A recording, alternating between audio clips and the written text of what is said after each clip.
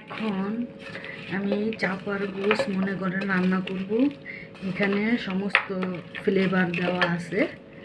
এখন আমি আদা রসুন বাটা দিচ্ছি, যতটুকু পরিমাণ যে খাবে ঠিক ততটুকু পরিমাণই আমি দিচ্ছি, যতটুকু পরিমাণ আর কি লাগবে দিচ্ছি। এখন মাখা চাকা হয়ে যাবে। মাখা চাকা যখন হয়ে আসবে তারপর দিচ্ছি আমি মনে করেন জিরার ফাঁকি। মাখা চাকা করতে হবে। এখন দিচ্ছি আমি একটু জিরা কালো ফাঁকি। এখন আমি ভালোভাবে এটাকে মাখা চাকা করবো।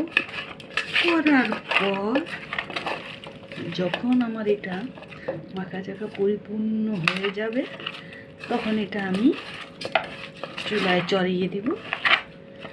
শুধু দর্শক মণ্ডলী, এখন আমার এই পর্যন্তই শেষ। আবার আসবো কোনো এক সময় ফিরে এই চ্যানেলে। আল্লাহ হাফিজ।